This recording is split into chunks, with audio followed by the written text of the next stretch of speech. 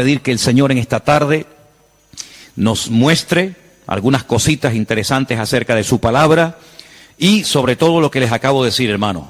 Estar preparados, tener respuestas correctas, adecuadas, para que cuando los inconversos, la gente que no conocen al Señor, vengan a hacernos preguntas, nosotros podamos responderle correctamente. Bendito sea Dios.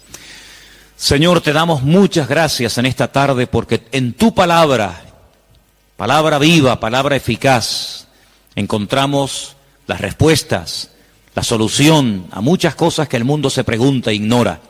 Te pedimos, Dios mío, en el nombre bendito y poderoso de tu amado Hijo Jesús, que todo lo que compartamos en esta tarde sea de bendición, sobre todo para los que están buscando la verdad, para los que quieren adquirir conocimiento y conocer la verdad, verdad que les hará libres. Ayúdanos en esta tarde, Señor, a la luz de tu palabra, a dar respuestas a tantos interrogantes y preguntas que la gente tiene hoy en día. Nos ponemos en tus manos y pedimos que nos des luz y claridad en tu palabra, para que podamos, Dios mío, creer adecuadamente, estar firmes en la fe, sin titubear, sabiendo en quién hemos creído. Ponemos este tiempo de estudio en tu palabra, en el nombre bendito de Jesús. Amén y amén. Bendito sea el Señor. Hermanos, quiero llevarles a 4 textos para comenzar. Y el primero va a estar en Jueces capítulo 11. Nos vamos a lo que llamamos Antiguo Testamento, al capítulo 11 del libro de los Jueces. Y vamos a leer concretamente el versículo 40. Jueces, repito, capítulo 11, versículo 40. Y dice la palabra del Señor lo siguiente. Presten atención a lo que dice ahí nuestro Dios. Jueces 11:40. Y se hizo costumbre en Israel que de año en año fuesen las doncellas de Israel a endechar a la hija de Jefté, Gaaladita, 4 días en el año. Fíjense la palabra costumbre. Se hizo costumbre, no era costumbre hasta ese tiempo. Antes nadie se iba 4 días por el campo, por el monte, a llorar, a endechar a la hija de nadie. Pero ocurrió algo. Ustedes conocen que Jefté hizo un juramento que fue una auténtica locura, y fue la de presentar a su hija en sacrificio al Señor. Y entonces dice la palabra de Dios que a partir de ese día se convirtió en una costumbre en Israel que las jóvenes, que las chicas se fueran por los campos llorando, endechando, lamentándose de lo que le había ocurrido a la hija de Jefté. ¿Era un mandamiento bíblico? ¿Era algo que Moisés enseñó al pueblo de Israel en el desierto? No. Sino que se hizo costumbre. Empezaron un año y otro año, una generación y otra generación, hasta que aquello se convirtió en una costumbre. Y quiero en esta tarde que ustedes se den cuenta de que una cosa es la costumbre, la cultura, las tradiciones, y otra cosa muy diferente es lo que manda y ordena el Señor en su palabra. A nosotros nos tiene que dirigir la palabra de Dios, no las costumbres de las naciones. No es que esta costumbre, esta tradición lleva 500 años celebrándose en mi país o donde sea. Bueno, los años que se llevan celebrando las costumbres, cualquiera que sean, no le dan credibilidad a la costumbre.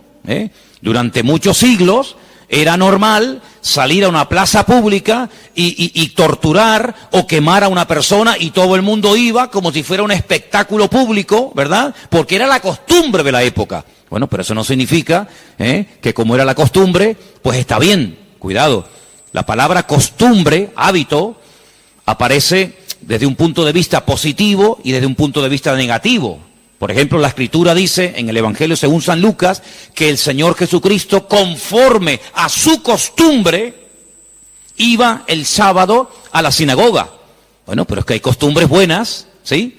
Y hay costumbres malas. En este caso era una costumbre que no tiene nada que ver con la palabra, pero como ya la gente lo hacía, pues el otro lo hacía y el otro lo hacía, y yo creo que ya después de años ni la gente sabía realmente el origen de esa costumbre, pero ya como que formaba parte de la cultura de la época. Quédense con ese detalle.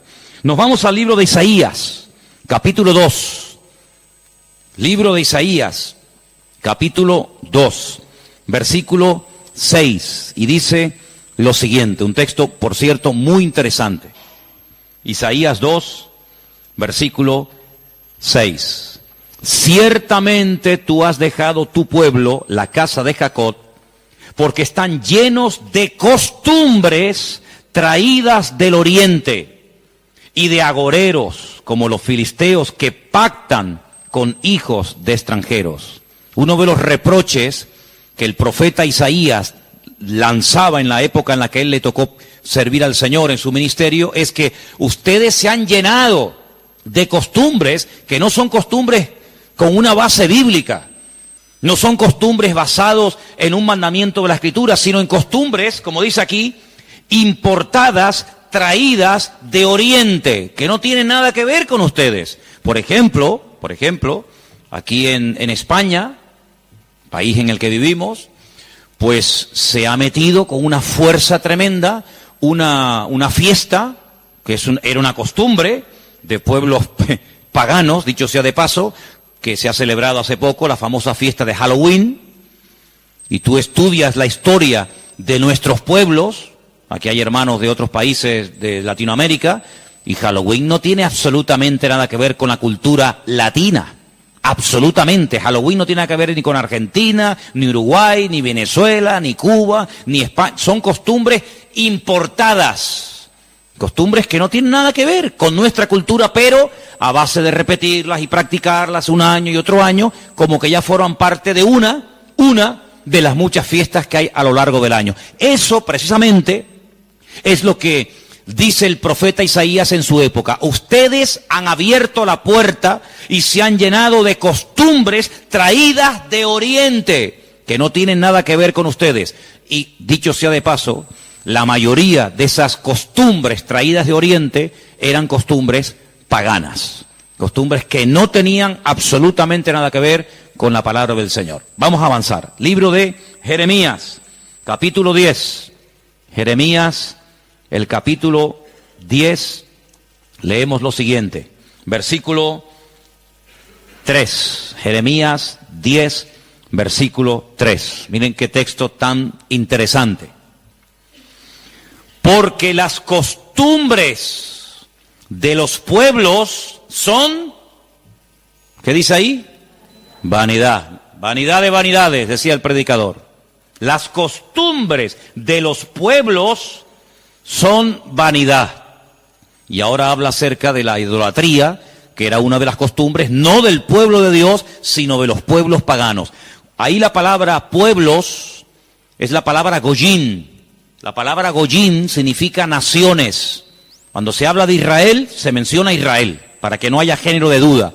Pero cuando se habla de naciones paganas, naciones extranjeras, naciones, digamos, no adoradoras del Dios vivo y verdadero, se les llama goyín, se les llama naciones. Y en este caso dice, las costumbres de esas naciones, de esos pueblos, son todas absolutamente vanidades. Quédense con eso. Y vamos a leer un versículo en Ezequiel, profeta Ezequiel, un libro que no sé por qué no se suele leer mucho, pero tiene textos y historias muy interesantes. En el capítulo 11 de Ezequiel, el capítulo 12, dice así: sabréis que yo soy el Señor, porque no habéis andado en mis estatutos, ni habéis obedecido mis decretos, sino que según las costumbres de las naciones que os rodean, habéis hecho. Las costumbres de las naciones que les rodean, esas son las que ustedes están practicando. No los estatutos, ni decretos, ni fiestas, ni celebraciones que nuestro Dios ha ordenado en su palabra, sino que todo lo contrario. Hay momentos, y ustedes seguramente han leído esos pasajes, donde los profetas, tratando de convencer, de sacudir al pueblo de Israel, les decían, a ver, vamos a ver, díganme ustedes un pueblo, una nación que haya cambiado sus dioses, que hayan dejado sus idolatrías por nuestro Dios. Ninguno. Los egipcios, mira que vieron milagros los egipcios, porque las famosas 10 plagas de Egipto eran milagros, eran demostraciones del poder de Dios, ¿sí o no? Totalmente. Dejaron los egipcios al convencerse de que sus dioses no servían para nada, que hicieron el ridículo. Dejaron los egipcios su idolatría para creer en el Dios de los hebreos, en el Dios de Moisés, ¿sí o no? Para nada. Es más, cuando salen de Egipto, ¿qué hace el faraón? Vamos a perseguirlos, vamos a atraparlos y llevarlos otra vez a Egipto para que sean nuestra mano de obra. No se convirtieron, no se arrepintieron. Y mira que vieron la gloria de Dios, un río lleno de sangre. Mano, eso es algo tremendo. Cruzaban la calle y allí la gente tenía luz y alegría y vida. Y a este lado, muerte, los animales se morían llenos de úlceras, llenos de llagas, miseria, pobreza, muerte. Oiga, aquí hay una diferencia. Esta gente pinta con sangre de cordero las puertas de la casa y no se muere nadie. Y nosotros, los poderosos egipcios, incluido el faraón, se mueren todos los primogénitos. ¿Te parece poca diferencia? Y así podríamos hablar de otras, ¿verdad? Se convirtieron, dejaron su idolatría por el Dios de Abraham, de Isaac y de Jacob. No. Daniel, en Babilonia, ¿cuántas veces vieron la gloria de Dios a aquella gente? Vieron a Daniel sobrevivir toda una noche y no ser atacado por los leones cuando lo metieron en el foso. ¿Se acuerdan, sí o no? Vieron a aquellos 3 jóvenes que les habían cambiado el nombre, que no se quemaron dentro del horno de fuego. ¿Cambiaron? ¿Recapacitaron? Ninguno. Dice, ¿cómo es posible que ustedes habéis podido comprobar que ninguna nación ha dejado sus dioses, su paganismo, para creer en nuestro Dios, y sin embargo ustedes sí lo han hecho? Dejaron al Dios vivo y verdadero para adorar a Moloch, a Milcón, a Astaroth, a Asera, a Baal. ¿Cómo puede ser eso? Pues eso fue lo que pasó. Ellos cambiaron al Dios verdadero por aquellos dioses, y dice el profeta Ezequiel en este pasaje, todo eso que habéis hecho son las costumbres de las naciones que les rodean, pero ustedes, en vez de influenciarles a ellos, que ellos se conviertan a ustedes, ha pasado todo lo contrario. Ustedes se han terminado convirtiendo a ellos. Han adoptado su forma de vivir, su forma de adorar, su forma de cantar, su forma de comportarse. Y esto es algo realmente increíble, porque esto no ha pasado nunca, nunca en la historia de la humanidad. Una nación ha dejado el paganismo, ha renunciado 100% a toda esa mentira y ha abrazado la fe única y verdadera. Sin embargo, ustedes tenían al verdadero y lo han abandonado. Otros profetas utilizaban el término han adulterado, han sido infieles a vuestro Dios para adorar ¿a quién? Al Dios de las moscas, al Dios de los excrementos, como hay por ahí un Dios también en la Biblia que se llama el Dios de los excrementos, para adorar a las criaturas en vez de adorar al Creador. Increíble, increíble. Entonces, los profetas que hemos leído, Jeremías, Isaías, Ezequiel y también en el libro de Jueces, dicen que todo eso, esas costumbres son todas vanidades. Y entonces nosotros como creyentes, que hemos, como dice la Biblia, pasado de muerte a vida, cuando nos convertimos al Señor, cuando salimos de donde hemos salido cada uno, pues tenemos con el paso del tiempo que no solamente decirle al Señor, Dios mío, gracias por haberme salvado, gracias por haberme perdonado los pecados, sino que quiero también pedirte, quiero que me ilumines, porque a lo mejor de mi antigua vida, cuando yo no te conocía, cuando andaba en la ignorancia, cuando estaba en la idolatría, en las costumbres que practiqué yo y mi familia durante toda la vida, Señor, quiero que tú me ilumines, por si acaso todavía puede ser que en mi vida, en mi familia, en mi forma de hablar, de pensar, de vestirme, etcétera, etcétera, todavía quedar algo que no está bien, pero que como lo hace todo el mundo, pues no parece que sea tan malo. Porque si os dais cuenta, hermanos, hay cosas que se hacen hoy en día que están mal. Pero sin embargo, como las hace todo el mundo, no se ven mal. Por ejemplo, a mí una de las cosas que me llama la atención, cuando voy a lo mejor a algún supermercado, es que de un tiempo a esta parte, en la parte donde está todo lo que es los puros y los cigarrillos y todo esto, es increíble. ¿Os habéis dado cuenta lo que ponen como advertencia en las cajas de cigarrillos? El cigarrillo mata, ¿eh? El cigarrillo produce enfermedades pulmonares, cáncer, y esto y lo otro. Pero ¿quién hoy en día iría por la calle poniéndole una multa a una persona por fumar? Nadie. ¿Por qué? Porque como lo hace todo el mundo, ya forma parte de una vida normal, pues no se ve tan mal. Pero cuidado, el que lo haga mucha gente no significa de que esté bien, ¿sí o no? Entonces puede ser que a lo mejor algunos de ustedes en algún momento se ha sentido, perdonen la expresión, como un bicho raro en su puesto de trabajo, con los amigos, con la familia, con los vecinos, ¿sí o no?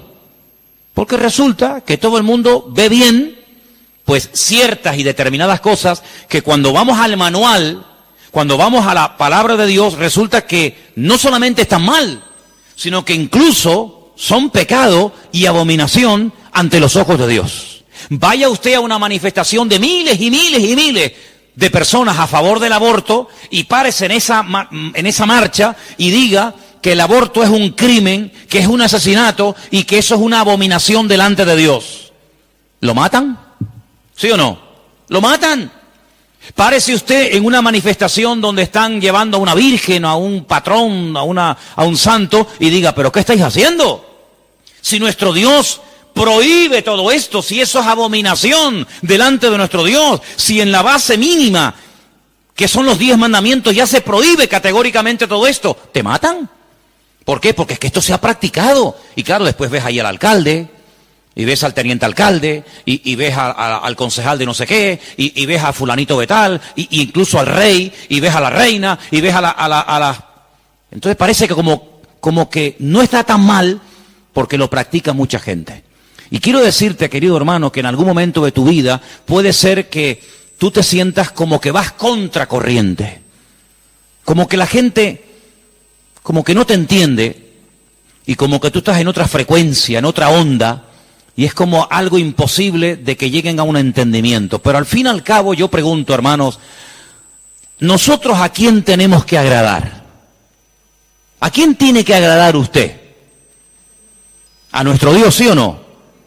Bueno, pues si por agradar a Dios me pongo en contra de la familia, ¿estás dispuesto a pagar el precio?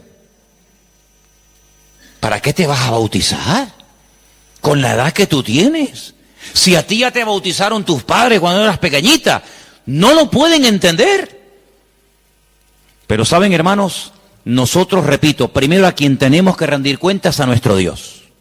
Y en segundo lugar, tarde o temprano, como dije el domingo pasado, la fe. Y cuando hablo de la fe, yo no me refiero solamente a la creencia, sino me refiero, cuando hablo de la fe, también aglutino nuestro estilo de vida. Porque nuestra fe es un estilo de vida. Somos diferentes, ¿sí o no? Somos diferentes. Somos diferentes a la hora de hablar, a la hora de pensar, a la hora de reaccionar ante una situación. Somos diferentes, lo queramos reconocer o no, somos gente diferente. Eso incluye también el concepto fe. No solamente que creo en un Dios, en un cielo, en un infierno, en la Biblia como palabra de Dios, sino que la fe me lleva a una serie de cambios. Bueno, pues en ese paquete de mi estilo de vida, yo tengo que pararme y decir, lo que estamos haciendo forma parte de una base bíblica o de costumbres que se han ido traspasando de padres a hijos, de generación en generación, y yo, como he formado parte toda la vida, evidentemente, de este sistema de vida del mundo, pues las he incorporado como algo normal, pero nunca me paré a preguntarme si lo que yo estaba practicando, si lo que yo estaba creyendo era de Dios o era algo totalmente antibíblico. ¿Quién te convenció a ti? ¿Cuándo te diste cuenta de que adorar imágenes no era de Dios? Algunos de ustedes lo hicieron toda la vida. Pero llegó un momento en el que dijiste, esto no es de Dios, ¿sí o no? El que fue ladrón, el que fue drogadicto, el que practicó la prostitución o cualquier otro pecado. Hay un momento en la vida en el que a la luz de la Escritura, oyendo los mensajes, las predicaciones, leyendo la Biblia, el Espíritu, ¡pam!, te golpeó, ¿sí o no? Te tocó y dijiste, que va, yo no puedo seguir por este camino. Y cuanto más profundices en la Biblia, cuanto más profundices en la palabra, te das cuenta de que uno tiene que cambiar en todo, en todo. Forma de hablar, a veces, ¿por qué no decirlo? Hasta en la forma de vestir, ¿sí o no?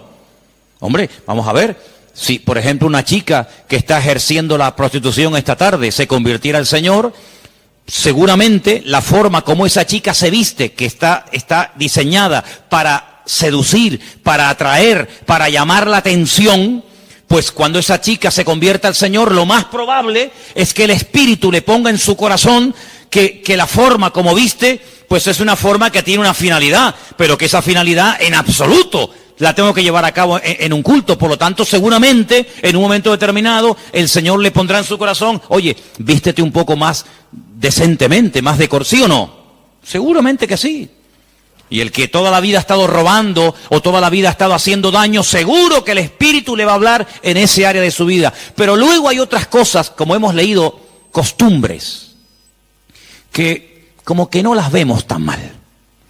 Y hemos visto a la luz de la palabra de Dios, solamente les di 4 textos, están ahí grabados por si los quieren después volver a leer, 4 versículos donde tenemos que analizar y preguntarnos las costumbres, no los mandamientos, las costumbres que estamos llevando a cabo, ¿son bíblicas? ¿Son de Dios? Y ahora vamos a pasar al tema que la gente nos pregunta mucho por internet. ¿Qué opinan ustedes acerca de estas fiestas navideñas?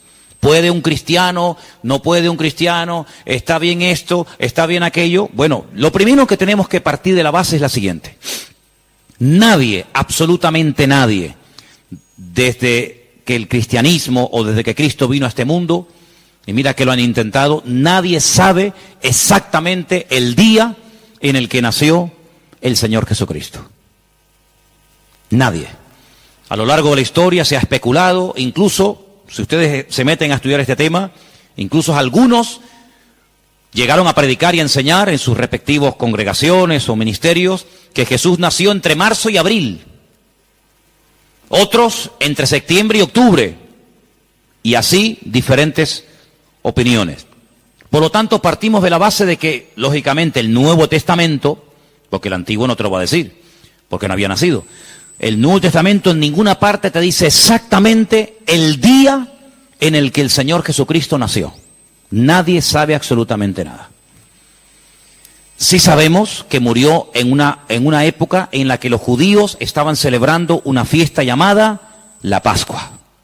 Sí sabemos que hay una fiesta que nosotros la conocemos como Pentecostés, que su nombre original es Shavuot, la fiesta de las semanas, que el Señor la utilizó para que en ese día concretamente, pues aquel grupo que había en aquella casa fueran llenos del Espíritu Santo. Eso sí lo sabemos. También podemos saber con exactitud que el Señor Jesucristo, la noche que fue entregado y en ese lapsus de entre una hora y otra, y fue a ser crucificado, se estaba celebrando la fiesta de los panes sin levaduras que se unía a la de la Pascua. Todo eso está clarísimo. Y sabemos pues cuándo hay que celebrar la fiesta de la Pascua y la fiesta de Pentecostés y la fiesta de los tabernáculos. Todo eso lo sabemos porque está estipulado en la Biblia. Y te dice, contarás desde tal día a tal día, tanta semana. ¡Pum! Y eso es matemático. Pero en cuanto al nacimiento de Cristo, la Biblia no nos da ninguna información exacta de cuándo nació. ¿Por qué? Porque en nuestra concepción, entre comillas, cristiana, cometemos un gravísimo error. Y es que Jesucristo nació en un contexto judío, no en un contexto cristiano. Jesús nunca fue a ninguna iglesia evangélica, él toda la vida fue a sinagogas. Jesús nunca practicó costumbres cristianas, las costumbres que él practicó y su padre y su madre y sus antepasados eran costumbres judías, ¿verdad? Por lo tanto, para nosotros se comienza a contar desde el nacimiento del niño. Y dice, bueno, el niño nació el 2 de octubre. Pues al año que viene, el día 2 de octubre, el niño cumple un añito. ¿Sí o no? En la mentalidad judía no se cuenta el tiempo así. En la mentalidad judía, en el momento en el que la mujer sabe que está embarazada, en el que la mujer sabe perfectamente que sí o sí está embarazada, ahí se empieza a contar. No a partir del nacimiento a los 9 meses, ¿me entendéis? Por lo tanto, ya empezamos mal. Es como, por ejemplo, cuando nosotros decimos, bueno, ahora mismo aquí en Tenerife tenemos las 8 en punto de la noche. A las 12:01 será día viernes. Eso según nuestro calendario, según nuestra cultura. según la Biblia, ya es viernes. ¿Por qué? Porque en cuanto cae el sol, y ya se puede ver aunque sea una sola estrella en el firmamento, automáticamente ya estamos al día siguiente. Entonces dice, entonces todo es al revés. Bueno, hay que saber estas cosas. Nuestro calendario gregoriano, inventado, mandado a hacer por un papa, tiene 365 días. El calendario bíblico tiene 360 días. Otro dato a tener en cuenta. ¿Qué te parece? Y así podríamos contar cantidad de detalles que cuando uno va a la palabra, uno tiene que conocerlos. Porque si no ya estás partiendo equivocadamente. Y entonces decimos, el nacimiento del niño marca el momento de su nacimiento y de su próximo cumpleaños. Te vuelvo a repetir, la vida en la cultura judía, en la cultura hebrea, se cuenta a partir de la concepción, no a partir del nacimiento. Ahora bien, tengo aquí algunos datos que les voy a leer en esta tarde, que son muy interesantes, pero primeramente quiero decir lo siguiente. No sabemos la fecha exacta del nacimiento de Cristo. No hay ni un solo ejemplo, ni uno solo. Si alguien sabe de alguno, por favor que lo diga ahora, o calle para siempre. No hay ni un solo ejemplo en el Nuevo Testamento de nadie que haya practicado el nacimiento de Cristo, que haya celebrado, mejor dicho, el nacimiento de Jesús. La única fiesta que nos obligó el Señor a recordar frecuentemente fue, dice, haced esto, háganlo en memoria de mí. Y cada vez que comáis este pan y cada vez que bebáis de esta copa, mi muerte estáis anunciando hasta que yo vuelva. Es una orden.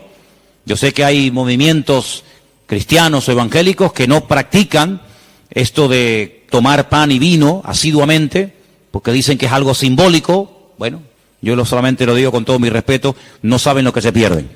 Y es una interpretación incorrecta. Yo creo que es bíblico y estamos todos de acuerdo, ¿sí o no? Que hay que partir del pan y el vino. Hombre, hay iglesias que lo hacen todos los domingos. Elena, por ejemplo, se crió en una iglesia que todos los domingos, sí o sí, todos los domingos a la mañana, se llama culto de comunión. Por eso, porque se da la comunión. Hay iglesias que lo hacen una vez al mes, otras iglesias una vez al año, etcétera, etcétera. Pero que hay que hacerlo, hay que hacerlo. Pero Jesús nunca dijo, los discípulos nunca dijeron, Pablo nunca escribió, Pedro nunca escribió, Santiago nunca escribió, ningún discípulo escribió, y también tenéis que recordar todos los años el nacimiento del Mesías. No. Mira, recordamos cuando partió el pan y el vino e inauguró el nuevo pacto. Recordamos su muerte, claro. Recordamos su resurrección. Recordamos la venida del Espíritu Santo en el día de Pentecostés. Recordamos un montón de cosas, pero bíblicamente no te puedo demostrar, no lo puedo hacer. Te estaría mintiendo.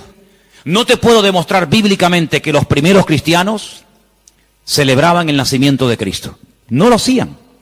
Ni siquiera es un mandamiento de la Biblia el celebrar dicha fiesta. Entonces te estoy dando información para que lo sepas. La fecha exacta del nacimiento de Cristo no se encuentra registrada en el Nuevo Testamento. Ahora, el famoso día 25 de diciembre ha sido un día que en el mundo pagano, en el mundo greco-romano, ustedes saben que estaban los babilónicos, luego vinieron los medos persas, a continuación los griegos y después los romanos. El Antiguo Testamento, lo que llamamos vulgarmente Antiguo Testamento, termina con el imperio medo-persa. Pero cuando empezamos a leer el Nuevo Testamento, nos encontramos a los romanos. Y tú dices, ¿pero y los griegos? ¿Ves? La Biblia no te da información sobre los griegos. Pero entre el Antiguo y el Nuevo Testamento, que hay 400 años de silencio, ¿sabían eso, no? Nuestro Antiguo Testamento, ¿cuál es el último libro del Antiguo Testamento según nuestra Biblia? Malaquías. Pero cuando tú vas a una Biblia hebrea, tú te das cuenta que el último libro del Antiguo Testamento no es Malaquías, es Segunda de Crónicas. Da igual, el orden no altera los factores, ¿no? Sea uno, sea otro, son exactamente los mismos, aunque el orden es diferente. Pero cuando se termina de escribir, cuando el último profeta del Antiguo Testamento terminó su mensaje, supongamos que fuera Malaquías, hasta que encontramos al siguiente profeta predicando. ¿Y quién fue el siguiente profeta entre el Antiguo y el Nuevo predicando? ¿Quién fue? Juan el Bautista. Hay 400 años de silencio. No hubieron profeta entre Malaquías y Juan el Bautista. ¿Y cómo se guiaba la gente? Por la palabra. Ahí estaba todo escrito, todo comprimido, todo condensado, y fue un tiempo de silencio, de palabra profética, pero la palabra ya estaba escrita. Luego la gente querían palabra, vayan a la palabra, valga la redundancia. Vayan a la escritura y ahí encuentran todo. Bien. Entonces, cuando vamos a estudiar la palabra de Dios, nos encontramos que ese imperio que no aparece en el Antiguo Testamento, que son los griegos, que aparece en esos famosos libros que yo he recomendado muchas veces que lean, Primera y Segunda de Macabeos, que son la familia de los Macab, que significa martillo en hebreo. Los macabeos son los que martillaban, los que machacaban. Y en estos días en Israel se está celebrando una fiesta que no tiene una base, vamos a decir, bíblica, si no es un mandamiento bíblico el cumplirla, vaya, pero que es una fiesta que en estos días ya se está celebrando, y les voy a demostrar que Cristo la celebraba, aunque no era mandamiento, Él la celebraba, y es una fiesta que se llama la fiesta de Hanukkah. Y por eso ustedes cuando van a Israel van a encontrar que hay dos modelos de candelabro diferente. Está el famoso menorá, que tiene 7 brazos, y después se encuentran la Hanukkía. Menorá es el de 7, Hanukkía es el de 9. Y tú dices, ¿qué diferencia hay entre uno de 7 y uno de 9? Bueno, te lo voy a decir. El candelabro de 7, la menorá, era el que se utilizaba primeramente en el tabernáculo y después en el templo, pues para iluminar. No había luz eléctrica, no había un interruptor y se encendía la luz, sino que se ponía aceite, ¿verdad? Se iluminaba para que el sacerdote pudiera moverse y pudiera ministrar en el templo, ¿verdad?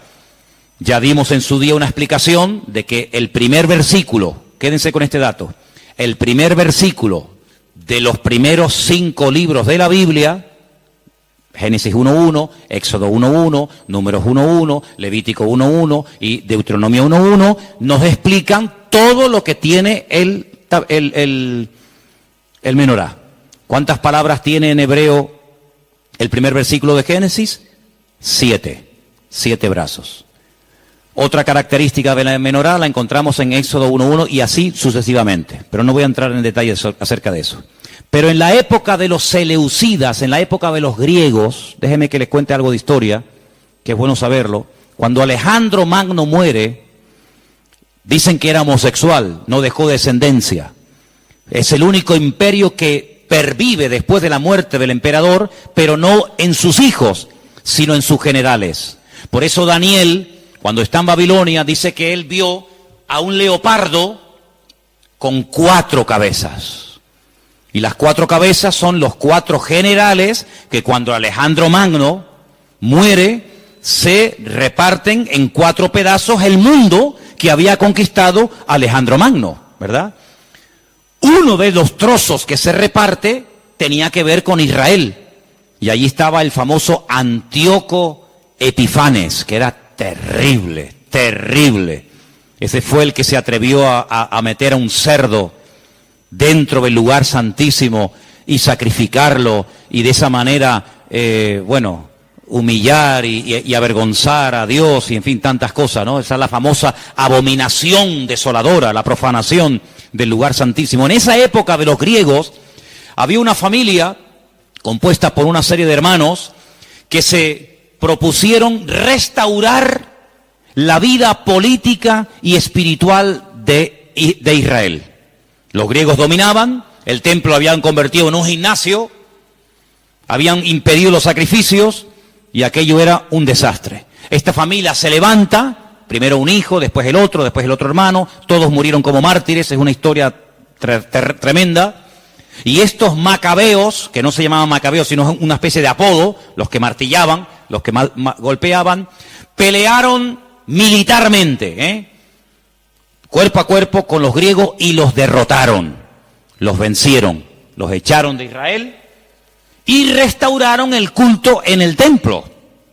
Pero resulta que el aceite que se utilizaba para las lámparas del candelabro, en este caso de la menorá, no llegaba, porque lleva un proceso Y se tarda un tiempo en elaborar ese aceite específico para la menorá. Había muy poco aceite. ¿Qué ocurrió? Oraron al Señor. Y el Señor hizo que la poca aceite que quedaba durara milagrosamente más tiempo de lo que habitualmente duraba. A partir de ese momento, para recordar el milagro de que el Señor permitió que el aceite durara más tiempo de lo habitual, se comenzó a celebrar la fiesta de la Hanukkah, la fiesta de las luces, la reinauguración del templo. Entonces, en esta época del año, para recordar ese milagro, se enciende con la vela del centro, cada día una vela diferente, hasta llegar a 9 velas. Porque ese fue el tiempo que duró el aceite. Y eso es lo que significa la fiesta de Hanukkah. Ahora ustedes pueden ver, dice, y Jesús subió al templo a la fiesta de la dedicación del templo. Y tú dices, ¿qué fiesta es esa? Porque ahí no dice Pascua, ahí no dice Pentecostés, ahí no dice tabernáculo, dice a la fiesta de la dedicación del templo. Pero si el templo ya estaba inaugurado cuando Cristo vivía. Pero era la fiesta en la que se recordaba la reinauguración del templo cuando los macabeos derrotaron a los seleucidas, a los griegos, y entonces esa era la fiesta de Hanukkah que Cristo la celebraba, Juan capítulo 10. Entonces Cristo, que sabía la historia de esa fiesta, dice, yo soy la luz del mundo. Y la gente sabía lo que estaba diciendo, porque así como aceite, esta luz se enciende, yo soy ahora la luz del mundo. Y posteriormente a sus discípulos le dice, y ahora también vosotros sois la luz del mundo. Y todo está basado en algo que pasó en aquel tiempo. Entonces, cuando vamos al Nuevo Testamento, nos encontramos que nos dice la Biblia quién gobernaba en el Imperio Romano en el tiempo del nacimiento de Cristo. Pero cuando se hace el calendario gregoriano o cristiano, vaya, el que tenemos ahora mismo nosotros, se cometió una gravísima equivocación. Algunos calculan que del verdadero calendario bíblico al que usamos actualmente puede haber una diferencia entre 4 y 6 años. Es decir, que en vez de estar ahora en el 2015, estaríamos ahora 4 años o 6 años más de lo que estamos. Y eso es bueno saberlo, porque la Biblia nos da datos acerca de lo que va a ocurrir en cada tiempo, y por eso estamos viendo profecías cumplidas nosotros en este momento, que tú dices, pero no me encaja el tiempo. Claro, no te encaja el tiempo si te llevas por el 2015, pero si te llevas por el calendario bíblico, te encaja todo de una forma maravillosa, porque Dios no se mueve con el calendario inventado por don Gregorio, sino Él se mueve por el calendario inventado y creado y dado por Él en su bendita palabra. ¿Cuántos dicen amén? Entonces, sigo leyendo esto que está muy interesante. La historia de la Navidad parece tener los primeros antecedentes entre el 320 y 353 después de Cristo. Es decir, que hasta el 350 y pico después de Cristo, ningún cristiano, ninguna iglesia practicaba o celebraba lo que vulgarmente llamamos la Navidad. Durante más de 300 y pico de años, esto no existía. ¿Qué te parece? Yo dije un día que si ustedes quieren ver la transformación terrible que experimentó el cristianismo, tienen que leer detenidamente lo que pasó en el Concilio de Nicea. Ahí en Google, se meten, Concilio de Nicea, estudien, lean lo que allí pasó. El cristianismo del 300 para atrás era diferente al cristianismo que se vive hoy en día del 300 y pico hasta nosotros. Todo cambió, hermanos, todo cambió. Entonces fue en esa época, en ese tercer siglo, cuando se comenzó a decir que Cristo había nacido el 25 de diciembre. ¿Por qué? Porque era la fiesta, era el día más pagano del año. Se celebraba el culto al dios Saturno, y el dios Saturno era el dios de las cosechas. Y era un día de celebración, pero de celebración pagana, de sacrificios en agradecimiento al dios Saturno. Era el solsticio de invierno en el hemisferio norte, y ahí dijo alguien, bueno, vamos a utilizar el día más pagano del año cuando se adora al sol, vamos a utilizarlo y lo vamos a cristianizar para que de esa manera también nosotros los cristianos formemos parte de la festividad y de la alegría a nivel mundial. Desde finales del siglo IV, el cristianismo comienza con la famosa tradición de la Navidad, y el Papa Julio I dijo que Jesús había nacido el 25 de diciembre. ¿De dónde lo sacó? De ninguna parte, se lo inventó, porque la Biblia no dice que Jesús nació el 25 de diciembre, pero él, como era el Papa, cualquiera le llevaba la contraria. Era el día en el que se celebraba, como acabo de decir, el solsticio de invierno en la antigüedad, y era el día en el que las costumbres y las tradiciones heredadas, las costumbres y mitos y leyendas más aberrantes se llevaba a cabo, y entonces se utilizó para que la gente supiera que también Cristo había nacido en esa época, y de alguna manera pues utilizar el paganismo, utilizar las festividades, pues para decir, bueno, Cristo también nació en esta época, ¿no? En el año 540, un monje llamado Dionisio, cuyo apodo era el Exiguo, en el cálculo de las fechas propició la fijación de una fecha errónea en cuanto al nacimiento de Cristo. El error incluso hasta en el año, porque se cree que Jesús nació 4 o 6 años antes de lo que realmente esta gente decía. El tema de las fechas, ya hemos dicho, es algo muy controvertido, pero al final se llegó a la conclusión de que Cristo había nacido en esa época, y los cristianos comenzaron a practicarlo como parte de la cultura o de la tradición. Hay muchos relatos en los que cuenta la historia que miles y miles de cristianos se dejaron matar, quemar, crucificar y torturar hasta la muerte porque se negaban a celebrar la famosa Navidad el 25 de diciembre. Así que hermanos nuestros en la fe han muerto quemados, torturados y crucificados por negarse a formar parte de una fecha inventada, creada por el hombre, rodeada de paganismo, donde una de las costumbres que había era sacrificar toros, sacrificar animales, cortarle los testículos a estos animales y colgarlos en los árboles.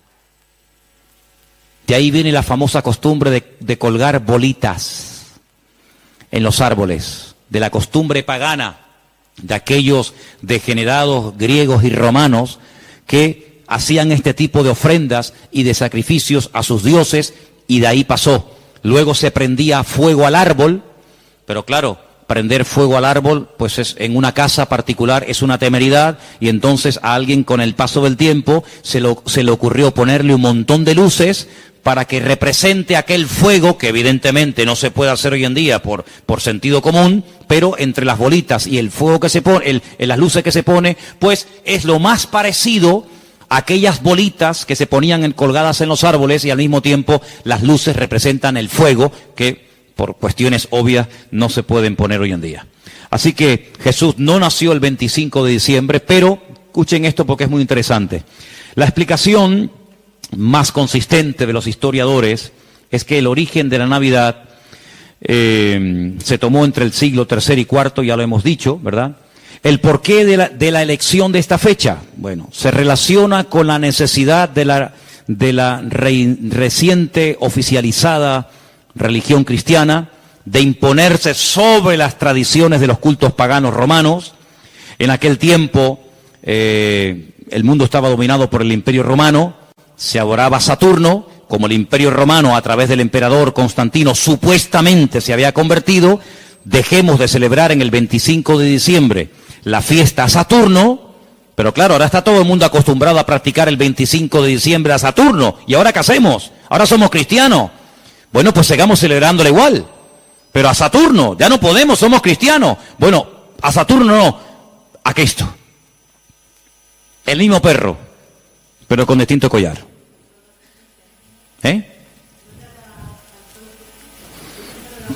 Adoraban al sol. Sí, ellos pueden decir misa.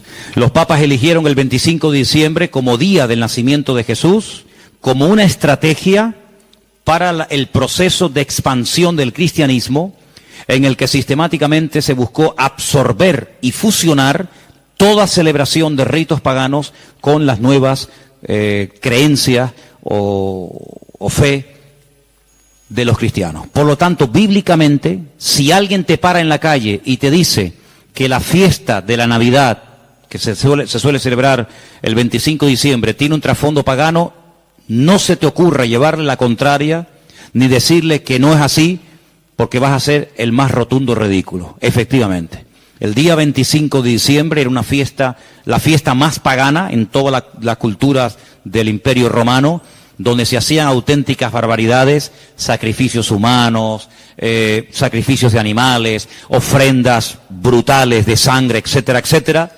Como supuestamente, repito, el Imperio Romano dejó el paganismo y abrazó la fe cristiana que había perseguido durante más de 300 años, pues ahora ¿qué hacemos? Ahora nos encontramos con un dilema. Bueno, lo solucionamos fácilmente. Seguimos manteniendo el día, seguimos manteniendo las costumbres de dicho día, ¿vale? Seguimos celebrando todo exactamente igual, pero en vez de a Saturno, en vez de a divinidades falsas, pues la celebramos a Dios y total, aquí no ha pasado absolutamente nada. A base de repetir y de repetir y de practicar, un siglo, una generación, otra generación, nos hemos puesto hoy en día en el año 2015, aparentemente después de la era cristiana, y resulta que hemos abrazado unas costumbres y unas prácticas que nosotros no lo hacemos con ninguna mala intención, ¿no?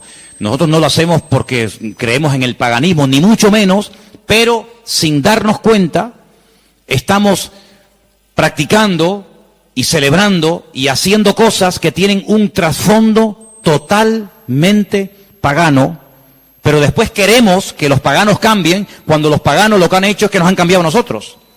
Y se han metido en nuestras casas, y se han metido en nuestras costumbres, y se han metido en nuestro vocabulario, y hemos visto, no de ahora, de hace ya muchos años, que en estos días, que teóricamente, vamos a decir, ha nacido el Señor, que no es así, ya lo hemos demostrado, pero que teóricamente teníamos que celebrar su nacimiento, resulta que se ha convertido en una fiesta, ¿de qué? De despilfarro, de derroche, de negocio, donde después se habla de la famosa cuesta de enero, porque la gente empezó a regalar y a comprar y a regalar y a comprar, a regalar y a comprar cosas que después en enero se arrepienten o no usan o quieren cambiar, y después resulta que ya el año, en vez de empezarlo libre de deudas, ya lo empiezan con más deudas, aparte de las que ya tenían del año anterior. ¿Por qué? Porque la fiesta así lo requiere. Porque si no le regalamos al abuelito, y si no le regalamos nada al niño, y si no le regalamos nada a la abuelita, o al tío, o al papá, o al sobrino, pues como que es una falta de educación, y como que falta el amor en la familia, y como que todos nos hemos vuelto locos, y nos hemos fanatizado, porque ahora somos cristianos. No, mi hermano, aquí no nos hemos vuelto locos, sino que ¿sabe lo que pasa? Que el conocimiento confronta, y el conocimiento compromete. Por eso hay gente que dice, yo prefiero no saber nada, y seguir en la ignorancia. Pero ¿sabes qué? Cuando estamos en Cristo, estamos obligados, estamos comprometidos con la verdad. Y la verdad nos hará libres en la medida, no es como un botón, la verdad os hará libres. Eso no cuesta nada decirlo. La verdad nos hará libres siempre y cuando interioricemos y practiquemos la verdad. Porque yo puedo conocer la verdad, pero la verdad, si no la vivo, si no me la aplico, si no la practico y si no la interiorizo, la verdad simplemente no hace absolutamente nada. No es como un amuleto. ¿Cuánta gente ha comprado antaño la Biblia? ¿Cuántos hogares tenían un pedazo de Biblia enorme y la tenían ahí en la estantería? ¿Por qué? Porque, hombre, es la palabra de Dios. Pero es que la palabra de Dios no es un amuleto. No es como el que pone una herradura. No es como el que pone una ristra de ajos. No es como el que recurre a un amuleto, que los hay en todas las religiones. Los judíos también tienen un montón de amuletos, ¿eh? No se pueden ustedes imaginar. La famosa segulá y tantos amuletos creados y diseñados y vendidos y bendecidos por los rabinos para protección del mal de ojo, para protección de no sé qué, para protección de los malos espíritus. En todas las religiones siempre ha habido amuletos, pero la verdad, la Biblia no es un amuleto, es un estilo de vida que nos lleva a comprometernos y nos lleva a decir, Señor, perdóname, Porque he estado creyendo y practicando y encima enseñando y transmitiendo una mentira, creyendo que es una verdad. Y no hay nada peor que creer que algo de mentira es una verdad y yo la practico en mi vida. Hermanos, en estos días, generalmente en todas las iglesias, incluido esta, suele ocurrir algo muy común. Y es que, por ejemplo, lo notamos, ¿no? Y no es que llevemos un control excesivo del tema, pero les cuento la realidad. Muchísimos creyentes se gastan el dinero que tienen y el que no tienen y se olvidan muchas veces de lo que tenían que haber apoyado con su dinero a la obra de Dios. ¿Por qué? Porque hay que comprar regalos a todo quisque. Y hay que tirar la casa por la ventana.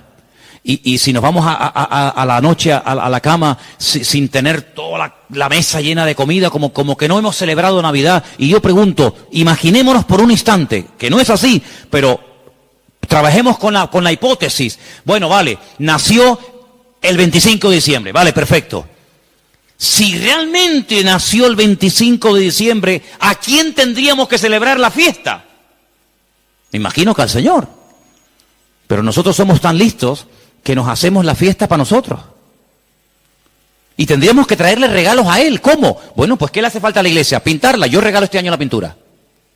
Si el cumpleaños del Señor y esta es la casa del Señor, ¿qué le hace falta a la iglesia? Más sillas, yo las regalo. Pero no hacemos regalos al que cumple años, teóricamente, sino que nos hacemos regalos a nosotros. A papá, a mamá, al tío, al sobrino. Y yo digo, bueno, ¿el cumpleaños de quién es? ¿Tuyo? ¿O es el del Señor? Porque si es el del Señor, al que menos le hemos regalado ha sido a Él. Resulta que nos hemos regalado a nosotros. Y tenemos, los que tengan, ¿no?, el árbol lleno de docenas de juguetes y docenas de regalos. Y tú dices, ¿y el regalo del Señor dónde está? Porque la iglesia no puede sufrir en estos tiempos, en este mes de diciembre, porque teóricamente sería el mes de más abundancia, ¿sí o no? Tendría que ser el mes en el que sobraran Biblias, sobraran sillas, sobrara de todo, porque es el día especial del Señor. Pues ¿saben qué? Suele ocurrir generalmente todo lo contrario.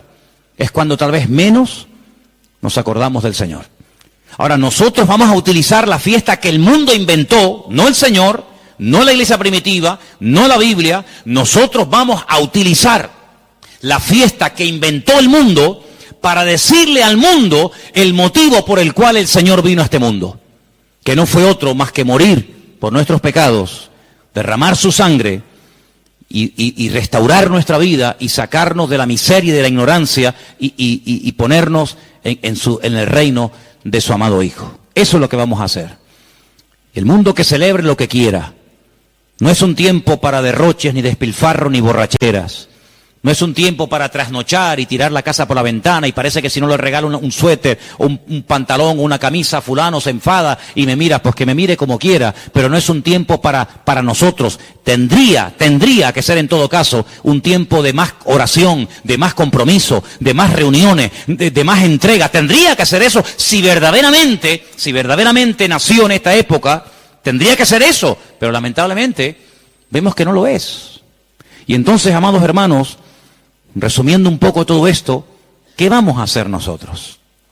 Vamos a decirle al mundo, claro, nosotros creemos que Él vino. ¿Cómo no lo vamos a creer? Nosotros creemos que Él nació y que Él vivió en esta vida y que Él murió y que Él resucitó y que digan lo que quieran, pero vino con propósito, vino con un objetivo, no vino para entretenernos, no vino para que ahora en diciembre tiremos la casa por la ventana, luego en marzo, abril, volvamos a recordar toda la tragedia de la sangre, de la muerte, de Pilato, de la crucifixión, de la tumba, de los latigazos, etcétera, etcétera, y el resto del año. No, hermano, no vamos a dejarle al mundo que nos diga cuándo y dónde tenemos que celebrar lo que tendríamos o no que celebrar. ¿Qué es lo que tenemos que celebrar? Lo que dice la Biblia. Haced esto en memoria de mí. Ahí tienes ya un ejemplo. Si dice el Señor, nos dice el Señor, haced, cumplid con esto en memoria de mí, bueno, ahí tenemos una obligación, pero en ninguna parte mi Señor, nuestro Señor, ni a ti ni a mí, nos dice, y una vez al año recuerden que el 25 de diciembre yo nací, porque dicho sea de paso, cuando Cristo nació, la palabra diciembre ni existía, porque ni ese mes existía cuando el Señor Jesucristo nació, sino que estamos hablando de términos y de palabras creadas, diseñadas e inventadas por los hombres. Y quiero que este año sea diferente. Debe ser diferente este año en nuestras casas. Lo dije hace mucho tiempo, cuando pongamos la mesa y nos juntemos los hermanos, los amigos, los familiares, etcétera, pongan en la mesa un cubierto como si Él estuviera sentado en la mesa con nosotros. Para que cuando venga un inconverso te diga, oye, ¿y ahí no se va a sentar nadie? Sí, ahí está sentado esta noche el Señor con nosotros. ¿Y eso? Sí. Porque queremos que el Señor esté sentado en nuestra mesa. Porque si el Señor no está sentado en esta mesa, ¿qué rayo estamos celebrando nosotros aquí esta noche? ¿Qué estamos celebrando? ¿Un banquete? ¿Qué estamos celebrando? Si el Señor no está sentado en esta mesa, ¿qué hacemos aquí tú y yo? Es una cena normal y corriente como cualquier otra, pero queremos invitar al Señor a nuestra casa. Queremos que coma con nosotros, que viva con nosotros, que duerma con nosotros, que entre con nosotros, que salga con nosotros. Nuestra vida no gira en torno a fiestas, porque nuestra fiesta se llama Cristo. Y nuestra fiesta desde el 1 de enero hasta el 31 de diciembre. ¿Cuántos dicen amén? No tenemos que decir, ay, ahora el nacimiento, ay, ahora la muerte. Todos los días yo recuerdo que Cristo vino a este mundo a morir por mí. ¿Sí o no? Todos los días yo recuerdo que Él murió por mí en la cruz. Todos los días, no solamente el domingo de resurrección, allí en el Parque La Granja. Yo todos los días recuerdo que el Señor resucitó al tercer día. Yo todos los días recuerdo que Él está vivo. No tengo que decir, bueno, ahora esto. Ahora, ¿quién nos marca a nosotros el calendario? Lamentablemente, ¿sabe quién nos marca el calendario? El mundo. El mundo se ha metido en la cultura de tal manera que dice, no, ahora carnavales. Ahora Halloween. Ahora Semana Santa, ahora la Ascensión de María, ahora el Puente de la Constitución, y le hemos dejado al mundo que nos organice el tiempo y nos diga incluso cómo tenemos que comportarnos en cada época del año. Claro, nosotros gracias al Señor somos cristianos y muchas de esas cosas ya no las hacemos, pero el que es mundano, el que no es cristiano, dice, carnavales, ¿me tengo que disfrazar? Me tengo que disfrazar, ¿por qué? Porque el mundo dice que ahora es cuando yo me tengo que hacer, de disfrazar y hacer el idiota durante una semana o 15 días. Pero luego no, ahora dice, no, ahora viene la cuaresma. Ahora viene la resignación, el perdón, la ceniza, no sé qué, no sé cuánto. No, ahora viene la Semana Santa, no, ahora viene no sé qué. Y le hemos dejado al mundo que organice nuestro tiempo y nuestro estilo de vida. Nuestro tiempo y nuestro estilo de vida, ya lo dijo el Señor cómo tiene que ser. Si a alguien le interesa, aquí lo tienen. Señor, ¿qué tengo que celebrar en marzo? Señor, ¿qué tengo que hacer en diciembre? ¿Qué tengo que hacer cada día de la semana? Aquí está el manual.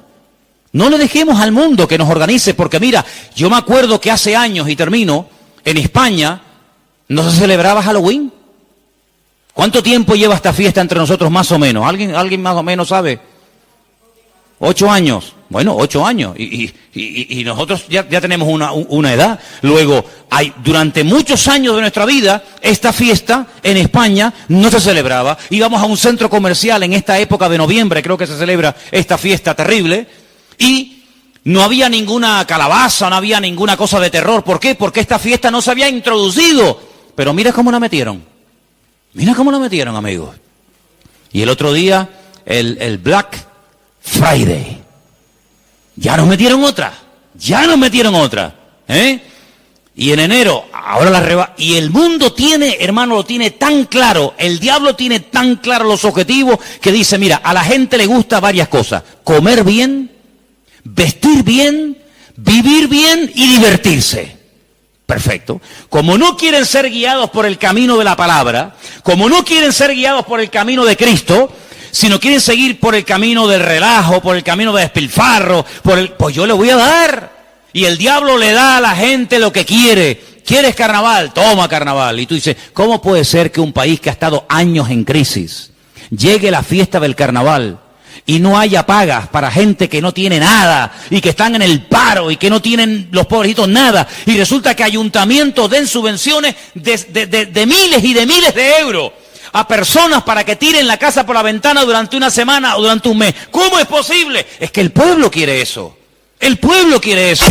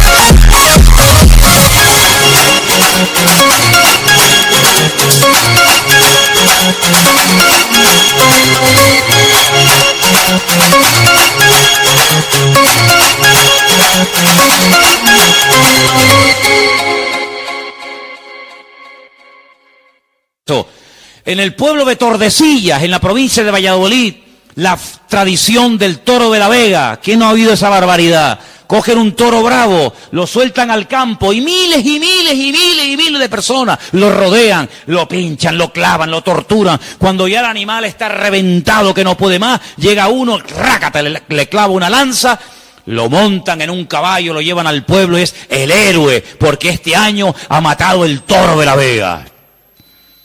Cuando van allí la gente a protestar en contra de esta fiesta, cuando han ido ecologistas o personas que dicen, oye, pero ¿cómo puede ser esto? Los han sacado del pueblo a patadas, los han apedreado, y cuando los periodistas pueden acercarse a uno de aquellos fanáticos, ¿saben lo que les dice? Nunca dejaremos de celebrar esta fiesta en nuestro pueblo, porque esta es una tradición que hemos tenido en nuestra tierra de toda la vida. Y es como si la tradición impera por encima de la razón. Primero la tradición, luego la razón. Primero la tradición y luego todo lo demás. Pero vamos a ver, pero como creyentes vamos a entrar en ese juego. Hermanos, muchos de ustedes cuando entraban al agua y se iban a bañar no se persignaban. O cuando pasaban por una cruz no se persignaban. O cuando pasaba un coche fúnebre no se persignaban. ¿Lo siguen haciendo? ¿A que no? Pero si lo hicimos toda la vida. Pero ya no. Ya no. Porque hemos entendido de que hemos pasado de muerte a vida. Pero sigamos pasando de muerte a vida. No nos quedemos en mitad de camino. No digamos, ya no adoro a esto, ya no adoro a aquello, ya no adoro a esto, ya no hago tal. Pero alguna cosita me queda. Me queda esto y bueno, total son unos días. Hermanos, sigamos avanzando. Ese fue el gran error de Israel. Entró, conquistó cuatro cachitos de tierra. No, toda la tierra tenés que conquistar. No, Jericó, un poquito por aquí, un poquito por allá. Sí, pero escucha, es que allí viven los filisteos. Ah, bueno, no importa. Y allí viven los amorreos. Y allí viven los no sé qué. Total, tenemos ya 4 casitas. Nuestras vaquitas, nuestras ovejas, nuestras gallinitas. No, hijo, tienes que conquistar toda la tierra, porque si no los conquistas, ellos mañana se vuelven contra ti y te van a conquistar. Y en la vida cristiana no es conquistar el tabaco, la droga, la prostitución, la mentira, el soborno, no sé cuánto. Bueno, ya estos días ya están vencidos. Gloria a Dios. Pero ven para acá. ¿Y esto? ¿Y esto? Horóscopo.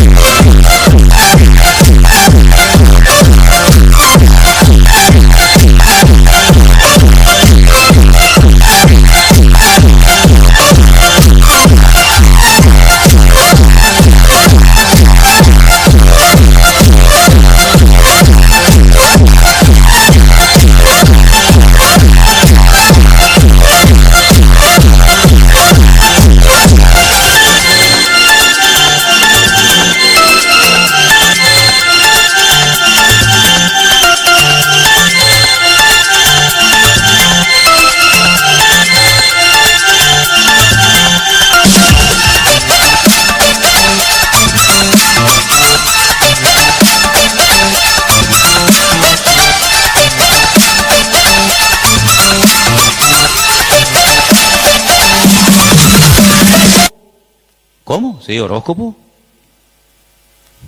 Ay, amigo. No, pero es que ya no fumo, ¿no? Que no estoy hablando de eso. Eso ya está. Todavía tienes un poquito de horóscopo. Un poquito ahí de no sé qué. ¿Esto cuándo lo vas a conquistar?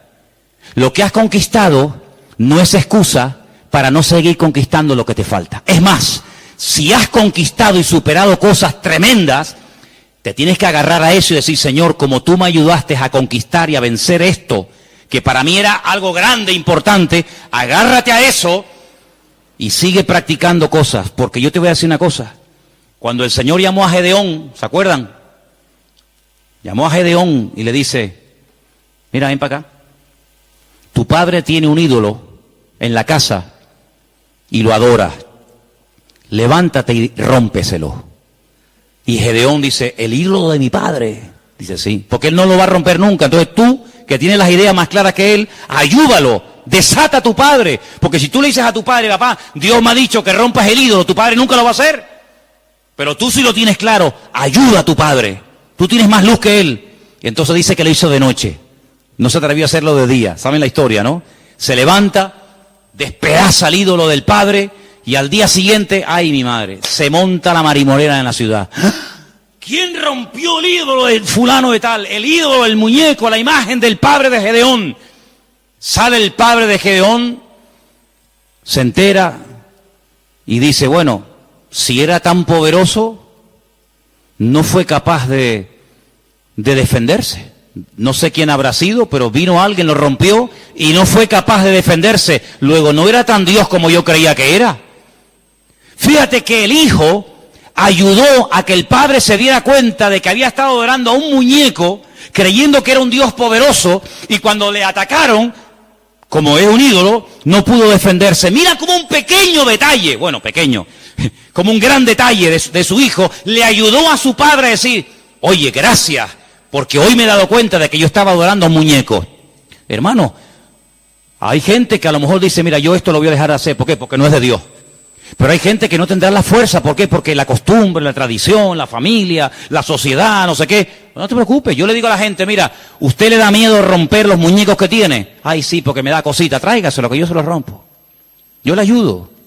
No será la primera vez que me voy a ese patio ahí y me lío a martillazos con Pedrito, con Juanito, y no se defienden tú, Los desmigajo todos, y no se defiende ninguno. Y le digo, ¿te das cuenta cómo nos han defendido? Entonces, hermano, hay cosas que tendrás que romper tú. Tú tendrás que romperlas y quitarlas de tu vida. Pero hay momentos en los que Dios te pondrá en una casa, en una familia, para decir, mira, déjame ayudarte. Déjame demostrarte que esto no sirve para nada. Y ahí se van a dar cuenta, con ese acto de fe y de obediencia que tú has ejecutado, se van a dar cuenta de que verdaderamente estaban creyendo en una mentira. Yo les he dado de comer, les he dado información, hagan lo que les dé la gana, como dijo Josué, hagan lo que quieran, pero yo y mi casa serviremos al Señor. ¿Oramos? ¿Les parece? Venga, oramos. Cierre sus ojos y recuerde lo que ha oído esta noche, porque el conocimiento compromete y confronta, y sin confrontación no hay cambio. Por eso esta noche Dios te ha dado una información y te ha dicho, esto viene de esto, esto y esto. Tú sabrás lo que haces. Pero te damos gracias porque tu palabra es luz. Es una lumbrera, es una antorcha que alumbra en medio de las tinieblas, en medio de la oscuridad. Y en esta noche, Señor, en este día, queremos pedirte, Señor, que nos dé fuerzas para que podamos terminar todos y cada uno de tus hijos este año en una rotunda victoria, contundente, real y genuina. Oramos por todos los hermanos, por todas las personas que a lo largo de la tierra nos están viendo y siguiendo cada semana, culto tras culto, desde aquí, desde Tenerife. Bendecimos a esas miles y miles de personas que nos escriben, que nos ven, que nos oyen. Señor, queremos pedirte por ellos para que los bendigas y para que juntos podamos extender el reino de Dios, las verdades del Evangelio, las verdades que salvan, que transforman las vidas, que son las verdades de tu palabra. Libéranos de cualquier temor, rompe en nosotros toda atadura a la tradición, a la costumbre, rompe todas esas costumbres paganas que a veces hemos cultivado y hemos practicado durante años sin darnos cuenta lo que hemos estado haciendo, Señor. Que en nuestros hogares, en nuestras vidas, en nuestras congregaciones, Señor, haya libertad, haya verdad. Y gracias te damos porque tu verdad, tu palabra libera, y queremos ser libres de todo engaño, de toda ignorancia, de toda mentira. Y te damos gracias porque hasta aquí podemos decir, el Señor nos ha ayudado, hasta aquí el Señor nos ha bendecido. Y hoy no adoramos a nada ni a nadie más que al Señor nuestro Dios. Recibe toda la gloria, mi Señor. Recibe toda la honra, y que en esta noche salgamos de este lugar con las ideas claras, sabiendo lo que tengo y lo que no tengo que creer y practicar, porque tu palabra siempre habla, y yo acepto que el Señor ha hablado a mi vida esta noche, y toda la gloria para ti, mi Dios, en el nombre de Jesús. Amén.